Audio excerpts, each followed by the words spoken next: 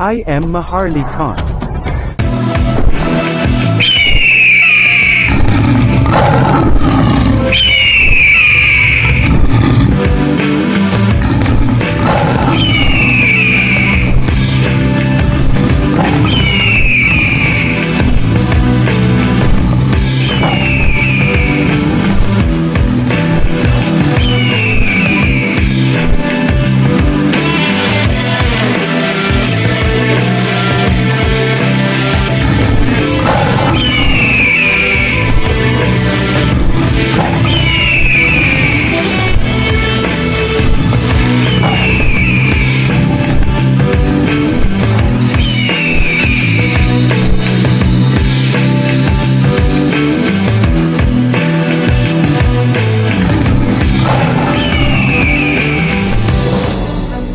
Assalamualaikum warahmatullahi wabarakatuh. Live from the land of our forefathers, from Malaysia, from Indonesia, and from Philippines. This is Queen Helen Abdurrahman Elizabeth III, September 17, 2023. Maraming salamat po sa inyo kahapon dahil talagang the show of force, at least lahat ng sulok ng kapuluan mula Apari hanggang Hulo hanggang dito sa Sabah ay nagkaroon ng pagkakataon na ipakita ang suporta sa Divino Gobyerno. Pagpasensyahan na ninyo ang kalaban, lalo na sa stop ng wifi, sa pagbigay ng brownout, blackout. Yan lahat kagagawan ng politika at ng mga claimants na mga political dynasty. Pasalamat pa rin tayo sa kanila dahil ang hindi nila namalayan, kahit naglagay lang tayo ng kandila, pero tayo ay armado dahil pinaghandaan natin ang kanilang pag-stop o pag-block sa atin lahat. Tingnan nyo, pinuno natin ng lahat ng posting. Sinabi ko na sa inyo na bayad ang ABS-CBN, bayad lahat yan sila. Mismo yung mga batikan na Rappler, lahat po yan sila hindi ko cover sa atin. Ngayon, aawayin nila tayo. Hindi na maganda yan. Kasi nakikita nyo mas gusto nila i-cover yung mga AGT, yung lahat ng mga hindi naman mga relevant. Yun ang gusto nilang i-cover para magkaroon ng issue. Ngayon, hindi na sila pwede mag-issue ng away. Hindi na sila pwede mag-issue ng patayan dahil sila na mismo ang hahanapin ng batas ng soberenya. Kung napansin nyo, ni isa sa kanila walang nagbigay ng news. Kaya kahit hirap na hirap si Queen kahapon mula madaling araw hanggang sa gabi, ay talagang ipinagpatuloy ko ang aking koordinasyon sa pag-reach out sa bawat isa sa atin. At nagpapasalamat ako na kahit papano ibinigay ninyong boses ninyo sa inyong patunay na hindi lamang EDSA pala ang kailangan natin, kundi bawat pusod ng bahay natin na iyan ay palasyo ng bawat pamilya. Maraming salamat sa inyo lahat. Kasi yan, nakita ng buong mundo. O di sino ngayon ang negatibo?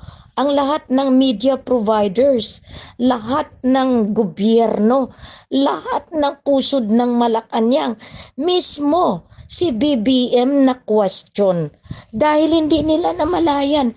Mismo yung packager niya, mismo yung kabinete niya, mismo yung bankero niya na question sa ibang bayan dahil ikot sila ng ikot. Ang dulo ng lahat ng finances nasa Pilipinas lamang. Di sino ngayon ang nabingo? Sila na humarang.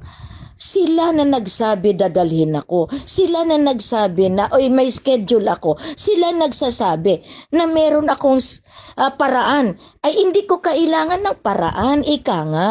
Dahil ang sovereign niya ay mas mataas mismo sa power and authority ng presidente, ng head of states, kasi yan ang dahilan na pinahiraman ang buong mundo. Hindi na head of states ang gagamitin natin, kundi mga royal family na inatasan sa pamamagitan ng ating divine monarchy.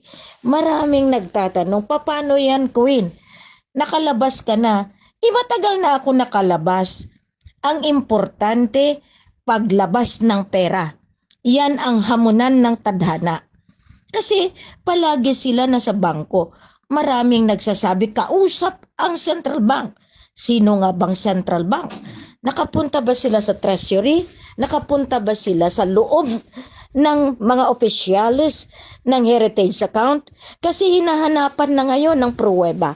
Kasi ako may pruweba, may pagkakaiba ang papeles ng heritage account kapag hindi kayo dumaan dyan sa pusod ng heritage unit ng Central Bank Treasury at may perma ng mga inatasan ng ating matatanda, hindi niyo makukuha. Kahit magpakamatay na kayo, magpaligis na kayo sa pison, kahit magsabi pa kayo na kayo ang magpalabas, hamunin niyo ako. Matagal na akong ang maangan, matagal na ako nagpapanggap na hindi ko alam. Dahil para malaman ko kung sino ang dapat managot sa pagmanipula ng pera ng kaban ng bayan gamit ang heritage account.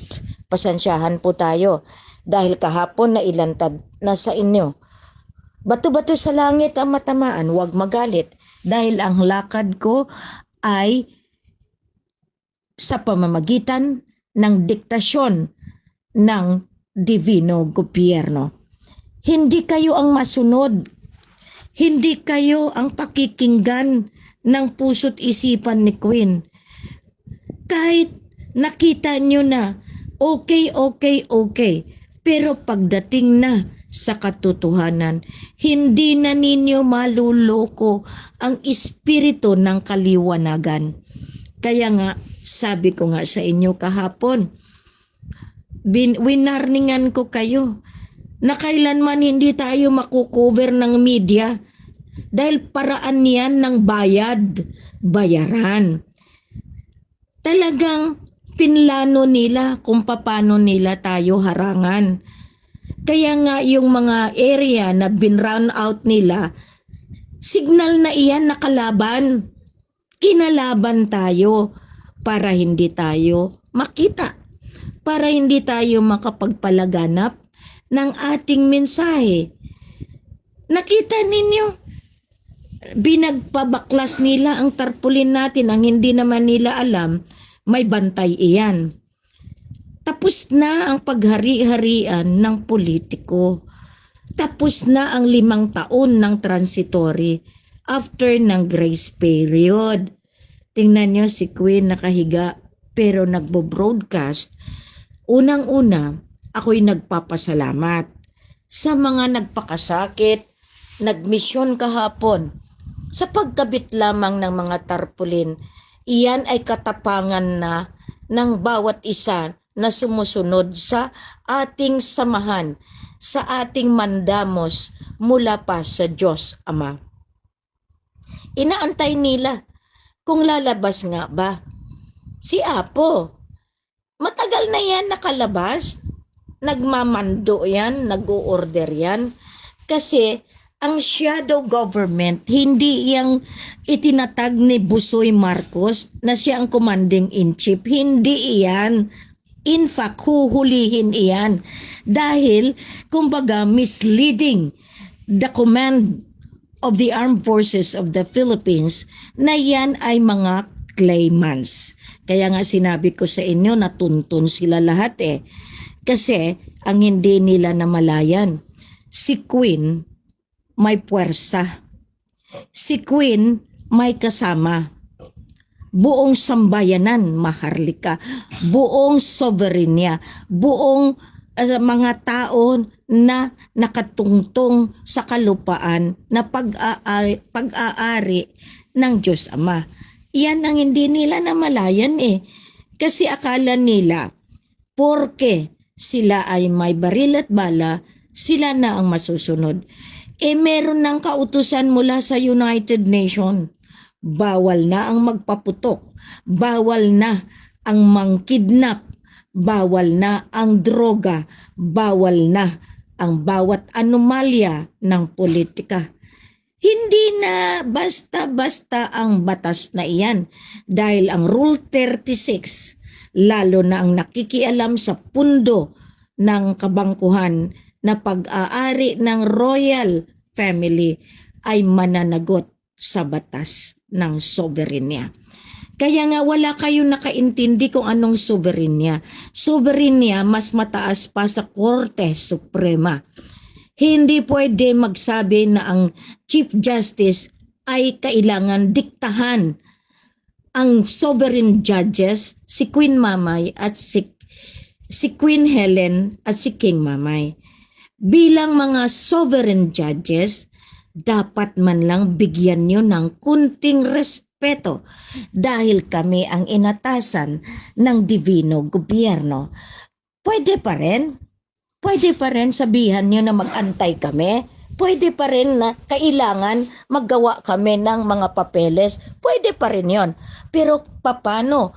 Kung yung papeles ay order para ilagay kayo sa kalaboso, payag kayo? Sinabi ko nga sa inyo ang pag-delay ninyo mula September 16 rather, 2013 ay kaparaanan na para kayo ay ilagay sa hustisya ng sambayanang Maharlika sa pamamagitan ng Divino Gobyerno, Sovereign Court of Justice. Yan ang ibig sabihin, the justice of the divine government. Yan ang ipapataw. Pinagtawanan nyo ako, di ba? So ngayon, anong mangyari sa inyo? Lulusot pa ba ang politika?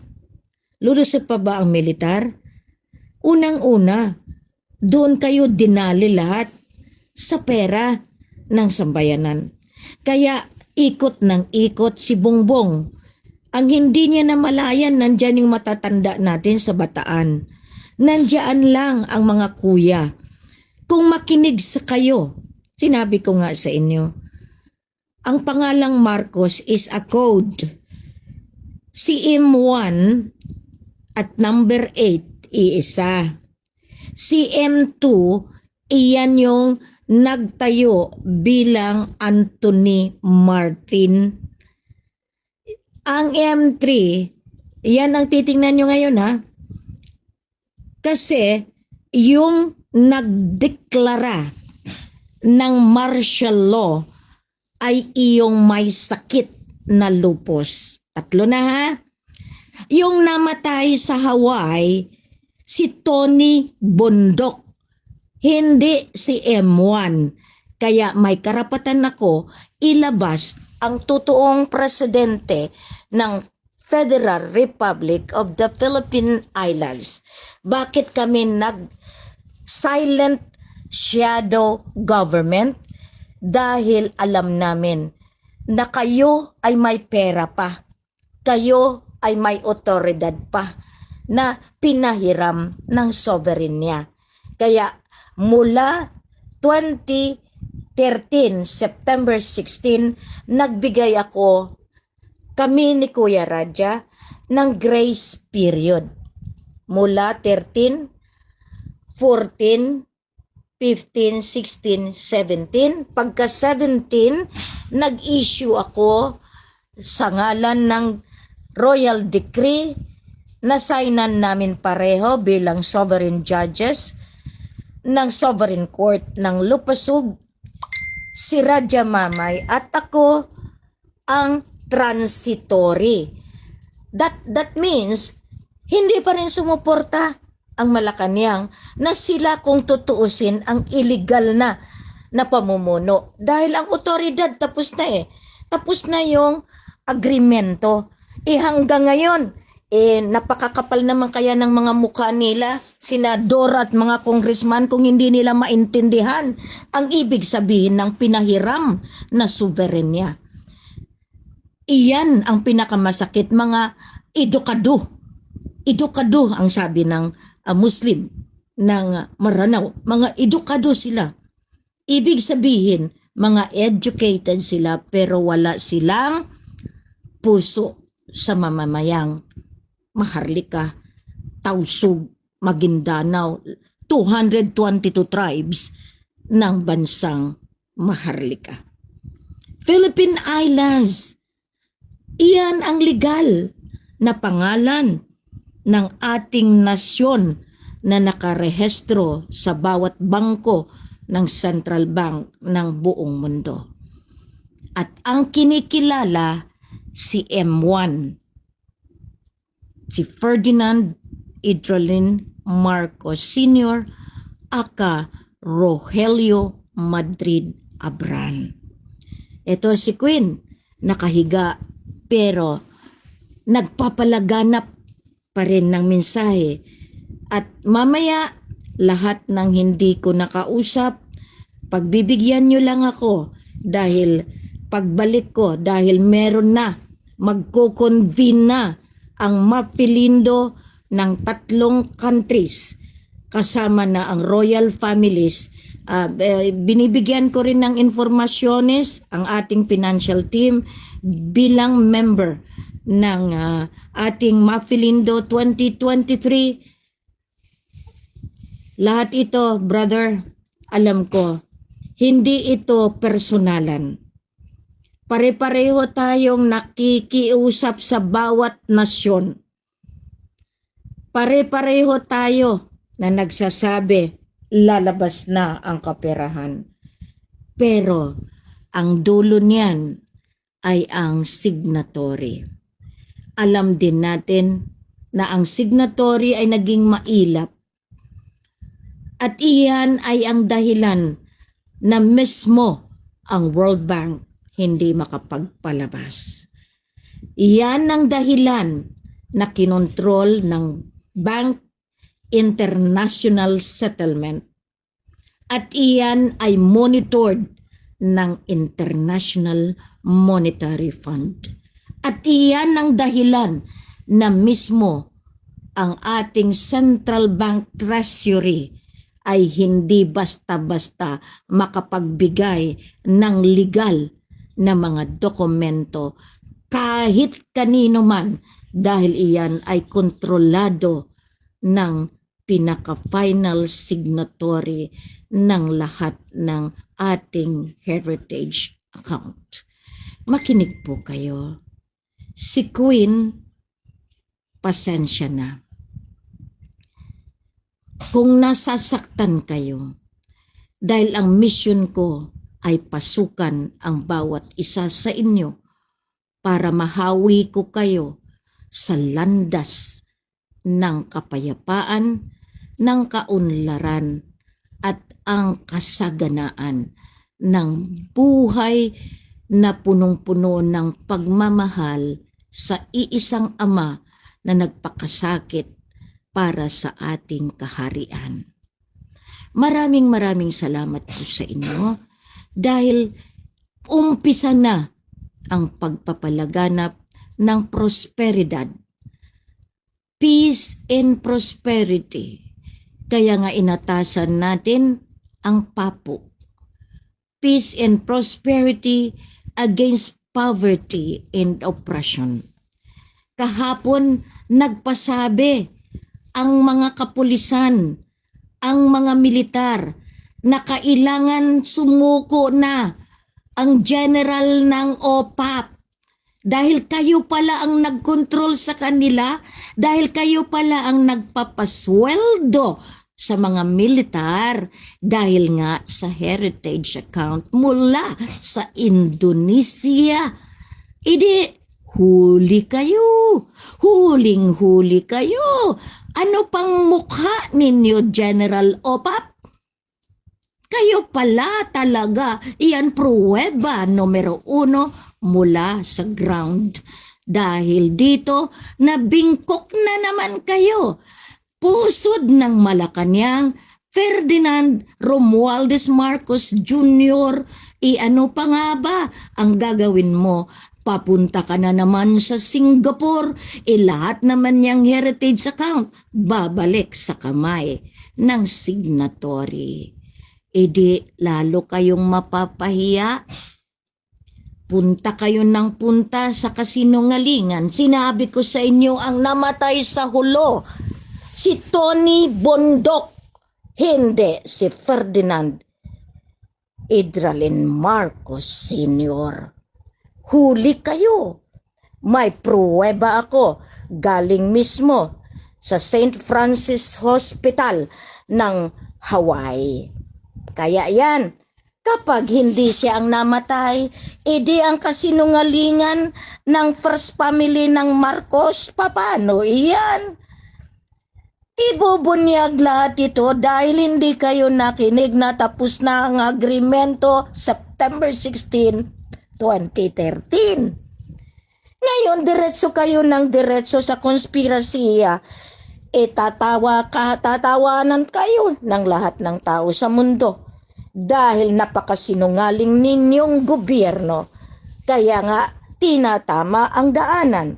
Kung ayaw nyo pa ring maniwala, batas ng sovereignty ang igagawad sa inyo, hindi batas ng inyong kakuntsaba, dahil kayo ay naniniwala sa baril at bala na yan ang power and authority ninyo gamit ang revolusyon.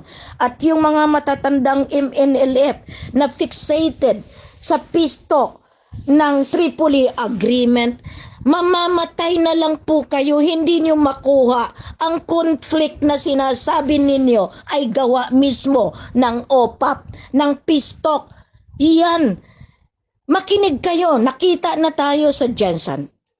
Namatayan ako ng isang kasama, si Sultan Abu Bakar. Kamatayan niya, sinabi sa akin na hanggang sa kabila, lalaban siya.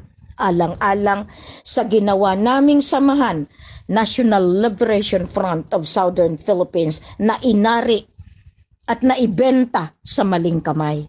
Kayo, mananagot kayo lahat. Akala nyo kayo-kayo ay meron kayong pagtaguan? Hindi po. Sovereign justice is the justice system of the divine government. Yan. Tandaan ninyo iyan. Kaya nga patunay lamang ni isa sa mga media provider walang nag-cover. Ni isa na government official walang nagproklama. Kundi si Helena. Iyan ang ibig sabihin, ang liwanag, the torch of the new generation, Queen Helen Abdurrahman Elizabeth III.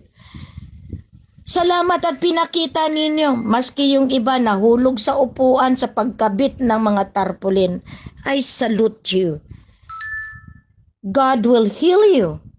Dahil alam ko na ang puso ninyo ay para sa lahat. Maraming salamat po.